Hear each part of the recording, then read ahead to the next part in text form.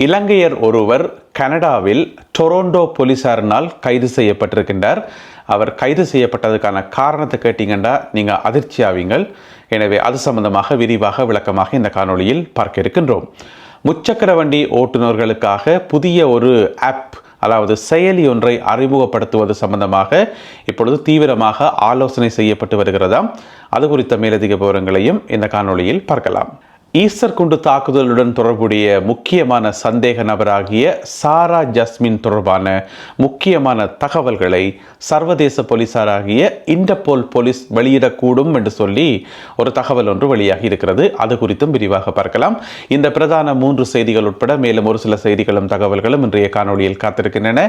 அத்துடன் இன்றைய கருத்தோவிய பகுதியில் ரணில் விக்ரமசிங்கே இருக்கார் தானே, அவர் பறந்து போறார், வானத்தில் பறந்து போறார். எங்கே போகிறார், எப்படி போகிறார், அது சம்பந்தமாக வரையப்பட்ட ஒரு கருத்தோவியம். தமிழடியான் சொந்தங்கள் அனைவருக்கும் வணக்கம். பிப்ரவரி மாதம் 9ஆம் தேதி 2026ஆம் ஆண்டு திங்கட்கிழமை. வாருங்கள் காணொளிக்குள் போகலாம். இலங்கையைச் சேர்ந்த இலங்கையர் ஒருவர் கனடாவில் கைது செய்யப்பட்டிருக்கின்றார். டொரண்டோ போலீசாரினால் கைது செய்யப்பட்டிருக்கின்றார். கைது செய்யப்பட்டவருக்கு 45 வயது. என்ன காரணத்துக்காக கைது செய்யப்பட்டவர் என்று சொன்னால் கொஞ்சம் அதிர்ச்சியாக தான் இருக்கும். அவர் ஒரு இன்ஃப்ளூயன்சர் என்று சொன்னால் உங்கள் எல்லாருக்குமே தெரியும். சமூக வலைத்தளங்களில் தீவிரமாக செயல்படுபவர்கள், மும்முரமாக செயல்படுபவர்கள் என்று சொல்லலாம். இப்போ யூடியூப்பில் வீடியோ போடுபவர்கள், எங்களை மாதிரியான ஆட்களை தான் இன்ஃப்ளூயன்சர் என்று சொல்கிறது. அவரும் ஒரு இன்ஃப்ளூயன்சராம், அதாவது வீடியோக்கள் எடுத்து யூடியூப்பில் போடுறவராம். அது பிரச்சனை இல்லை. நல்ல நல்ல வீடியோக்கள் எடுத்து போட்டால் ஒரு பிரச்சனையுமே இல்லை. அவர் செய்த வேலை என்னென்னு சொன்னால் பெண்களை தேடி தேடி வீடியோ எடுத்துக்கார். ரோட்டால் நடந்து போகிற பெண்கள், ஷாப்பிங் மாலில் நிற்கிற பெண்களை அனுமதி இல்லாமல் களவாக வீடியோ எடுத்து தெரிஞ்சுக்கார். தேவை அவருக்கு 45 வயசாம். வீடியோ எடுத்து தன்னுடைய யூடியூப்பில் போட்டுக்கார். கனடாவில் எத்தனையோ அழகான இடங்கள் எல்லாம் இருக்குது, இயற்கையான இடங்கள் எல்லாம் இருக்குது. அதுகளை வீடியோ எடுத்து போடுவோம் இல்லாமல் பெண்களை போய் தேடி தேடி அவர்களுடைய அனுமதி இல்லாமல், அதுவும் அந்த பிழையான ஒரு ஆங்கிளில் வீடியோக்கள் எடுத்து போட்டுக்கார். 4 பெண்கள் போய் முறைப்பாடு செய்திருக்கின்றார்கள் போலீஸில் இதுவரைக்கும். அந்த 4 பெண்களில் முதல் 3 பெண்களும் சாதாரண பெண்கள். 4வது பெண் இருக்கிறாதானே, அவள் கனேடிய போலீஸ் உத்தியோகத்தர். அந்த போலீஸ் உத்தியோகத்தில் கூட விட்டு வைக்காமல் அவாவை போயிட்டு அவாவினுடைய அனுமதி இல்லாமல் வீடியோ எடுத்தது மட்டும் இல்லாமல் அந்த அவாவை வர்ணிச்சவராம். அழகாக இருக்கிற அப்படி இப்படி சொல்லி போறோடக்கு தேவையில்லாத கதை காய்ச்சிருப்பார் போறோட.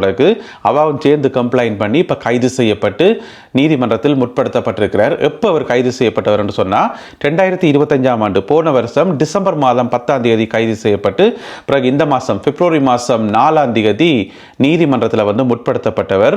இப்போ டொரண்டோ போலீஸ் அவருடைய போட்டோவை இப்போ நான் பிளர் பண்ணி போட்டுக்கிறேன் தானே, அதாவது மங்கலாக்கி போட்டுக்கிறேன் தானே, அப்படி மங்கலாக்காமல் ஒரிஜினல் போட்டோவை அப்படியே முகமெல்லாம் வடிவா தெரியக்கூடிய மாதிரி டொரண்டோ போலீஸ் வெளியிட்டிருக்கிறார்கள். அவர்களுடைய வெப்சைட்ல இருக்குது. அதோட அந்த நபருடைய பேரும் குறிப்பிடப்பட்டிருக்கிறது. என்ன சொல்லியிருக்கிறேன் தெரியுமா? டொரண்டோ போலீஸ் இவரால் பாதிக்கப்பட்ட யாராவது இருந்தால், பெண்கள் யாராவது இருந்தால் தயவு செய்து போலீஸில் சொல்லுங்க, உங்களுடைய முறைப்பாடுகளை சொல்லுங்க, எந்த விதமான பிரச்சனையுமே இல்லை, உங்களுக்கு நீதி பெற்று தரப்படும் என்று சொல்லி டொரண்டோ போலீஸ் பகிரங்கமாகவே அறிவித்திருக்கிறார்கள். இப்பதான் பாத்தீங்கன்னு சொன்னா அமெரிக்கால ஜெஃப்ரி எப்ஸ்டீன் என்று சொல்லப்படுற ஒரு ஆளுடைய ஃபைல்ஸ் எல்லாம் வெளியாகி அதில் எத்தனையோ பிரபலங்களோட பேர்கள் எல்லாம் இருந்து பெட்டியோட பிரச்சனை ஒன்று போய் கொண்டிருக்குது. அப்படி இருக்கும்போது இங்கால பாத்தீங்கன்னு சொன்னா இவற்ற ஃபைல் இப்ப வெளியாகி இருக்குது. இதுவரைக்கும் 4 பெண்கள் முறைப்பாடு கொடுத்திருக்கிறார்கள், பெண் போலீஸ் உத்தியோகத்தர் உட்பட.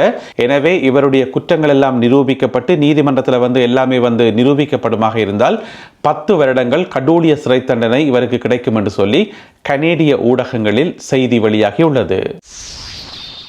இலங்கையில் இருக்கின்ற முச்சக்கர வண்டி சாரதிகளுக்காக ஒரு மொபைல் ஆப் ஒன்று, செயலி என்று சொல்லுவோம், மொபைல் ஆப் ஒன்று அறிமுகப்படுத்துவது சம்பந்தமாக தேசிய போக்குவரத்து ஆணையகம் அவர்கள் தான் எல்லாத்தையும் கட்டுப்படுத்துறது. அவர்கள் இப்பொழுது ஆலோசனை செய்து வருகின்றார்களாம். கட்டாயம் எல்லா ஆட்டோக்களும், இலங்கையில சகல ஆட்டோ சாரதிகளும் அந்த மொபைலுக்குள்ள வரணும், ஒரு ஆப்புக்குள்ள வரணும் என்று சொல்லி.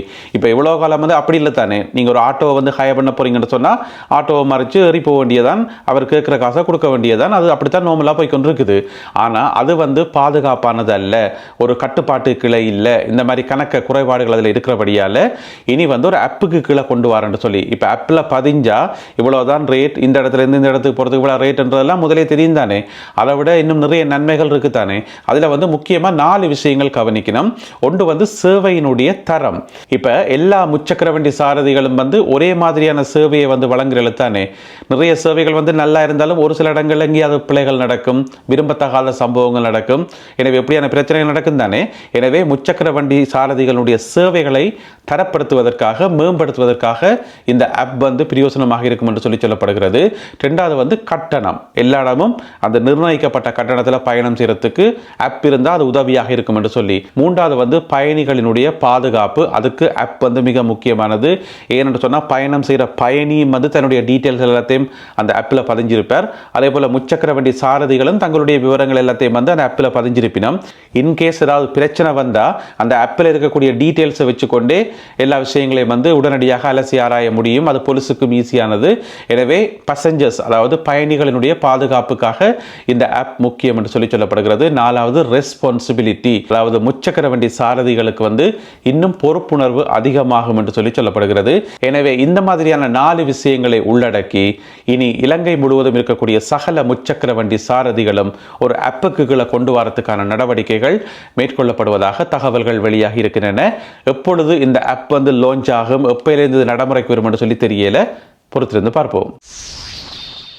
ஈஸ்டர் குண்டு தாக்குதலுடன் சம்பந்தப்பட்ட மிக முக்கியமான ஒரு சூத்திரதாரி சாரா ஜஸ்மின், அதாவது புலஸ்தினி மகேந்திரன் என அழைக்கப்படுகின்ற சாரா ஜஸ்மின் செவ்வந்தி மேரத்தான். அப்போ அந்த காலத்தில் சாரா ஜஸ்மின் இருக்கிறாவா இல்லையா, உயிரோடு இருக்கிறாவா இல்லையா, எங்கே இருக்கிறா, இலங்கையில் இருக்கிறாவா, வெளிநாட்டில் இருக்கிறாவான்னு சொல்லி ஒரே பரபரப்பு. பிறகு பார்த்தா கொஞ்ச நாளாக கதையே காணல. இடையில வந்து ஆள் இறந்துட்டான்னு சொல்லி ஒரு தகவல் வந்துச்சுது. பிறகு தகவல் வந்துச்சுது இல்லை ஆள் இறக்கையில் இந்தியாவில் உயிரோடு இருக்கிறான்னு சொல்லி. இப்படி மாற்றி மாற்றி தகவல்கள் வந்தது தானே. எனவே சாரா ஜஸ்மின் சம்பந்தமான விசாரணைகளை இன்டர்போல் போலீசார் இப்பொழுது முன்னெடுத்து வருவதாக சிரேஷ்ட போலீஸ் அதிகாரி ஒருவர் தெரிவித்திருக்கிறார். நேற்று ஞாயிற்றுக்கிழமை தானே, ஞாயிற்றுக்கிழமை வெளிவந்த ஒரு பத்திரிகைக்கு வந்து ஒரு போலீஸ் அதிகாரி பேட்டி கொடுத்திருந்தவர். அதில் தான் இந்த விஷயத்தை சொல்லியிருக்காரு. என்று சொன்னால் இன்டர்போல் போலீஸுக்கு வந்து ஏற்கனவே தகவல்கள் தெரியுமாம் சாரா ஜஸ்மின் சம்பந்தமாக. எனவே அவர்களே அந்த தகவலை வெளியிடுவார்கள் என்று சொல்லி தாங்கள் எதிர்பார்ப்பதாக சொல்லியிருக்கின்றார். எனவே அவர்களே அந்த தகவல்களை, தங்களுக்கு கிடைச்ச எல்லா தகவல்களையும் அவர்களே இன்டர்போல் போலீஸை வெளியிடுவார்கள் என்று சொல்லி தாங்கள் எதிர்பார்ப்பதாக இந்த சிரேஷ்ட போலீஸ் அதிகாரி வந்து அந்த பத்திரிகைக்கு வழங்கிய பேட்டியில் சொல்லியிருக்கார். அதோட இன்னொரு விஷயம் சொல்லியிருக்காரு என்னென்னு சொன்னால், கொஞ்சம் பேருக்கு, நாட்டில் இருக்கிற கொஞ்சம் பேருக்கு வந்து சாரா ஜஸ்மின் சாகணும்ன்றதான் விருப்பம். ஏன்னு சொன்னால் சாரா ஜஸ்மின்கிட்ட முக்கியமான சாட்சியங்கள் எல்லாம் இருக்குது, முக்கியமான தகவல்கள் எல்லாம் இருக்குது. அப்போ இலங்கை போலீஸ் வந்து என்றைக்காவது ஒரு நாளைக்கு அவாவை கைது செய்யுமாக இருந்தால் அதோட சரியே நாங்கள் கொஞ்சம் பேரை தலை வந்து உருளும். ஏன்னு சொன்னால் எல்லா தகவல்களையும் போலீஸ் வந்து உருவி எடுத்துரும் தானே. எனவே சாரா ஜஸ்மின் வந்து இலங்கை போலீசாரால் கைது செய்யப்படக்கூடாது என்றுதான் கொஞ்சம் பேருடைய விருப்பமாக இருக்குது, கொஞ்சம் பேருடைய நேர்த்தி கடனாகவும் இருக்கு என்று சொல்லி இந்த போலீஸ் அதிகாரி சொல்லியிருக்கார். அதனால தான் அவ இறந்துட்டான்னு சொல்லி அவர்களே சொல்லி கொண்டிருக்கிறார்கள் என்று சொல்லி. ஆனால் சாரா ஜஸ்மின் உயிரோடு தான் இருக்கிறா. அவா பற்றின தகவல்களை மிக விரைவில் இன்டர்போல் போலீசார் வெளியிடுவார்கள் என்று சொல்லி நாங்கள் எதிர்பார்ப்பதாக இந்த போலீஸ் அதிகாரி சொல்லியுள்ளார். அரச மருத்துவ அதிகாரிகள் சங்கத்தினர் ஒரு அறிக்கை ஒன்றை வெளியிட்டிருக்கிறார்கள். தங்களுடைய கோரிக்கை இதுவரைக்கும் நிறைவேற்றப்படையல, தாங்கள் வைத்த வேண்டுகோள்கள் எதுவுமே நிறைவேற்றப்படையல. அதனால எதிர்காலத்தில் வந்து மிக தீவிரமான தொழிற்சங்க போராட்டங்களை முன்னெடுக்க போவதாக அவர்கள் எச்சரிக்கை விடுத்திருக்கின்றார்கள். என்ன சொல்லியிருக்கணும் என்று சொன்னால், இந்த மாதம் 11ஆம் தேதி, பிப்ரவரி மாதம் 11ஆம் தேதி ஒரு முக்கியமான முடிவு ஒன்றை எடுக்க போகின்றார்களாம். அந்த முக்கியமான முடிவு வந்து கடினமான முடிவாக இருக்கும் என்று சொல்லி, அதாவது தீவிரமான முறையில் வேலை நிறுத்த போராட்டத்தில் தாங்கள் ஈடுபட போவதாக, அப்படி ஒரு தீர்மானத்தை எடுக்க போவதாக அவர்கள் அறிவித்திருக்கிறார்கள். எனவே அரசாங்கம் உடனடியாக தங்களுடைய கோரிக்கைகளுக்கு செவிசாய்க்க வேண்டும் என்று சொல்லி அவர்கள் கோரிக்கை வைத்திருக்கிறார்கள். எனவே இந்த 2 தரப்பினரும் என்ன செய்ய போயினோம் என்றதை பொறுத்திருந்து பார்ப்போம். அடுத்ததாக இன்றைய கருத்தோவியம். ரணில் விக்ரமசிங்க இருக்கார் தானே, அவர் என்ன சொன்னவர் அன்றைக்கு, இது ட்ரம்பின் உலகம், ட்ரம்பின் காலத்துக்கு நாங்கள் வந்துட்டோம், இது ஜேஆர் காலம் எல்லாம் கிடையாது, ட்ரம்பின் காலத்தில் நாங்கள் வந்துட்டோம்னு சொல்லி அதில் இருந்து இந்த கருத்தோவியம் வரைகிற ஓவியர்கள் அவரை விடுற மாதிரியே இல்லை. இன்றைக்கும் ஒரு கருத்தோவியம் வரைந்திருக்கிறார்கள். ஒரு யானை பறக்குது, வானத்தில் பறக்குது, அதாவது ஐக்கிய தேசிய கட்சியினுடைய யானை பறக்குது. அந்த யானையின் வாழை பிடிச்சு கொண்டு ரணிலும் பின்னால் பறக்கிறார். எங்கே போகிறார்னு சொன்னால் ட்ரம்பின் உலகம், ட்ரம்பை நோக்கி போகிறார் ரணில் விக்ரமசிங்க. எனவே ரணில் விக்ரமசிங்க ஒரு இடத்துல சும்மாவே இருக்கிறார் இல்லை, அங்கே உடைய ஹாஸ்பிட்டலில் விட்டால் போரிஸ் ஜோன்சன் புத்தகத்தை படிக்கிறார், பிறகு பார்த்தா ட்ரம்பை பற்றி கதைக்கிறார், பிறகு ஐக்கிய தேசிய கட்சியை ஸ்மார்ட் கட்சியாக மாற்ற போகிறோன்னு சொல்லி ஸ்மார்ட் யூஎன்பி என்று சொல்லி ஒரு நிகழ்ச்சி திட்டத்தை ஆரம்பித்து வைக்கிறார். ஒரு இடத்துல சும்மாவே இருக்கிறார் இல்லை, என்னதான் பிளான் வச்சுக்காருன்னு சொல்லி தெரியல, அதையும் நாங்கள் பொறுத்திருந்தான் பார்க்கணும். எனவே இந்த ஒரு கருத்தோவியம் மற்றும் இன்றைய காணொலியில் பகிர்ந்து கொள்ளப்பட்ட செய்திகள் தொடர்பான உங்களுடைய கருத்துக்களை மறக்காமல் கீழே எழுதுங்கள். மீண்டும் சந்திப்போம் உறவுகளே. நன்றி, வணக்கம்.